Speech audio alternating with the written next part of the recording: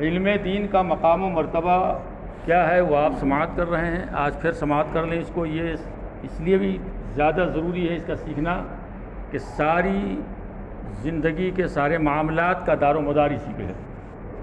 دنیا اور آخرت کا ہی دار و مدار اس پہ ہے. علم دین اگر نہیں سیکھا تو اس کا پتہ نہیں کدھر کس وقت کیا گھوم جائے, کہاں چلا جائے, وہ گمراہ ہو جائے, بد دین ہو جائے, بد مذہب ہو جائے, کوئی پتہ نہیں. اس لیے علم دین اس قدر سیکھنا ضروری ہے جس سے اس کا دین, اس کا عمل, اس کا ایمان بچا رہے. دارمی شریف کی حدیث ہے اور مشکات شریف میں بھی یہ حدیث پاک ہے. حضرت سفیان رضی اللہ تعالیٰ عنہ سے روایت ہے کہ حضرت عمر بن خطاب رضی اللہ تعالیٰ عنہ نے حضرت کعب رضی اللہ تعالیٰ عنہ سے دریافت فرمائی. یہ سب صحابی رسول ہیں, سب صحابہ کرام ہیں. ان سے دریافت کیا کہ اہل علم کون لوگ ہیں, یعنی کس کو عالم کہا جائے. انہوں نے جواب دیا کہ جو اپنے علم کے مطابق عمل کرے. پھر آپ نے پوچھا کہ عالموں کے دلوں سے کون سی چیز علم کے انوار اور برکات کو ختم کر دیتی ہے, تو انہوں نے جواب دیا کہ لالچ. دو چیز, ایک تو عالم ہے مگر عالم وہی کام کا ہے جو عمل بھی کرتا ہو.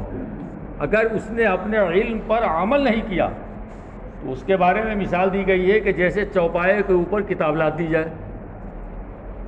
اور دوسری چیز کہ ایک عالم دین کو دنیا کی لالچ نہیں ہونی چاہیے. مگر یہاں پر یہ سننے کے بعد پھر تو لوگ نہ جانے کتنی باتیں بنا لیں گے کہ ان کو کھانے کی کیا ضرورت ہے, ان کو پیسے کی کیا ضرورت ہے. لالچ ہونا ایک الگ چیز ہے, ضروریات ایک الگ چیز ہے. ضروریات نہیں ہوں گی تو انسان کا زندہ رہنا دشوار ہو جائے گا. بھائی نفس چل رہی ہے, سانس چل رہی ہے, اس کے لیے زندگی ہے تبھی تو چل رہی ہے. اور زندگی کے لیے کھانا پینا ضروری ہے, کھانے پینے کے لیے کمانا ضروری ہے, پیسے روپے ضروری ہیں. تو یہ جہالت, یہ بیوقوفی نہیں کرے کوئی کہ کہے کہ بس اب عالم کو کچھ چاہیے ہی نہیں. لالچ ایک الگ چیز ہے, یہ سب سمجھ رہے ہیں, اور ضروریات ایک الگ چیز ہیں. حضرت حفص بن حکیم اپنے باپ سے روایت کرتے ہیں کہ انہوں نے کہا رسول کریم صلی اللہ علیہ وسلم نے فرمایا کہ آگاہ ہو جاؤ کہ بروں میں سب سے بدترین برے علماء ہیں. بروں میں سب سے بدترین برے علماء ہیں وہ عالم جو عمل بھی نہ کرے اور لوگوں کو غلط راستہ دکھائے, بدعقیدگی کا راستہ دکھائے, وہ سب سے برا ہے.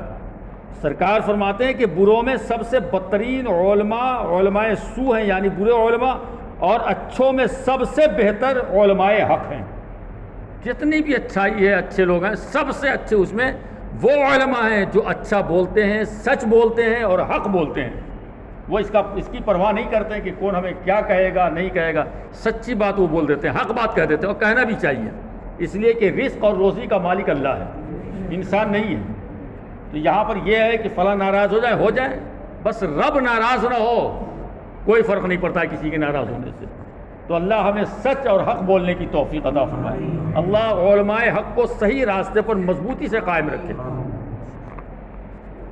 حضرت ابو ہریرہ رضی اللہ تعالیٰ عنہ نے کہا کہ سرکار اقدس صلی اللہ علیہ وسلم نے فرمایا کہ جسے بغیر علم کے کوئی فتویٰ دیا گیا تو اس کا گناہ فتویٰ دینے والے پر ہے. آج مفتی ہونا بھی بہت آسان ہو گیا ہے. جدھر دیکھو مولانا, مولوی, مفتی, بھیڑ لگی ہوئی ہے. یہ مفتی صاحب, وہ فلاں مفتی صاحب, اور واٹس ایپ نے تو سب کو مفتی بنا دیا ہے. سب مفتی ہو گئے معاذ اللہ. اتنا آسان نہیں ہے جتنی آسانی سے آپ مفتی کہہ دیتے ہیں.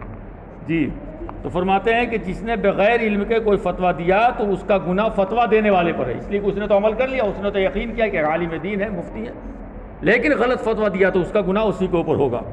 اور جس نے جان بوجھ کر اپنے بھائی کو غلط مشورہ دیا تو اس نے اس کے ساتھ خیانت کی, اس کے ساتھ خیانت. اس لیے ہمیں آپ کو یہ اچھی طرح سمجھنا چاہیے کہ جب کوئی مشورہ طلب کرے ہم سے تو جب ہمیں معلوم ہو تو بتائیں, ورنہ چھوڑ دیں. غلط مشورہ نہ دیں اپنے بھائیوں کو. اور ایک بات کا اور دھیان رکھیے کہ اگر ہم کوئی کام کر رہے ہیں اور وہی کام کا مشورہ ہمارا بھائی مانگ رہا ہے تو اچھا مشورہ دیں اسے. یہ نہ سوچیں کہ ہمارے کام پہ اثر پڑے گا. دینے والی رب کی ذات ہے, سب کو وہی دیتا ہے, نہ کوئی کسی کا گھٹا سکتا ہے نہ کوئی کسی کا بڑھا سکتا ہے. رب جسے چاہتا ہے گھٹاتا ہے, بڑھاتا ہے. اب اس کے بعد صاحب کتاب ان تمام احادیث کریمہ سے جو نتیجہ ہے اس کو فرماتے ہیں کہ حضور سید عالم صلی اللہ علیہ وسلم اکثر رات بھر عبادت فرماتے، رات بھر پوری رات کھڑے رہتے، یہاں تک کہ پائے مبارک میں ورم آ جایا کرتا تھا آپ کے، اور صوم وصال یعنی پے در پے روزے رکھتے، رات میں افطار نہیں فرماتے، نہ سحری کھاتے، بس روزہ ہی چل رہا ہے وہ، اور جو مال ملتا سب راہ خدا میں خرچ کر ڈالتے، چٹائیوں پر آرام فرماتے، جو کی روٹی تناول فرماتے، کبھی 1-2 مہینے تک صرف کھجور اور پانی پہ اکتفا کرتے، 1-2 مہینے تک صرف کھجور کھایا، پانی پی لیا، کبھی شکم اقدس پر پتھر باندھتے، مگر ان باتوں کو اپنی کمزور اور ناتما امت پہ کرم فرماتے ہوئے لازم نہیں کیا آپ نے کہ میں کر رہا ہوں تم بھی کرو، یہ کبھی نہ کہا میرے آقا نے کہ میں پے در پے روزے رکھ رہا ہوں تم بھی رکھو، بلکہ آپ نے منع کیا، جب صحابہ نے رکھنا شروع کیا تو حضور نے منع کیا کہ تمہارے اندر وہ طاقت نہیں ہے جو میرے اندر طاقت ہے، سبحان اللہ، میرے سرکار کی طاقت کا کیا جواب ہے بھائی،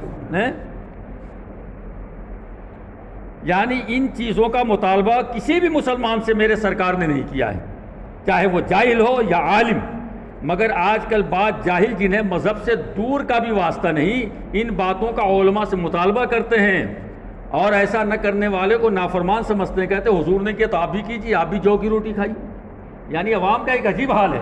مگر ایک بات عوام کو اور معلوم ہونی چاہیے کہ بزرگوں نے فرمایا ہے کہ جس قوم کا عالم، جس قوم کا قائد پریشان حال ہوگا وہ قوم بھی پریشان حال رہے گی، جس قوم کا قائد رہنما پریشان ہوگا وہ قوم بھی پریشان حال رہے گی ہمیشہ۔ اس لیے اگر قوم چاہتی ہے کہ ہم خوشحال رہیں، اچھے رہیں، اپنے عالم کو خوشحال کریں، اپنے قائد کو خوشحال کرے وہ۔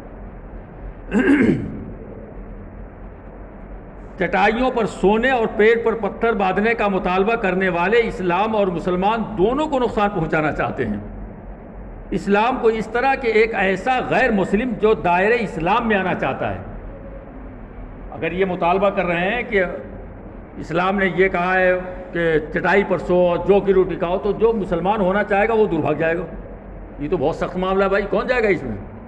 تو فرماتے ہیں کہ جو اسلام میں آنا چاہتا ہے، جب اس کو معلوم ہوگا کہ اسلام میں چٹائی پر سونا اور پیٹ پر پتھر باندھنا لازم ہے، اور ایسا نہ کرنے والا گنہگار اور حضور پیغمبر اسلام صلی اللہ علیہ وسلم کا نافرمان ہے، تو اسلام کی طرف ہرگز نہیں آئے گا، پھر وہ مسلمان نہیں ہوگا، پھر کون جائے گا پھر اتنی بڑی مصیبت مول لینے کے لیے؟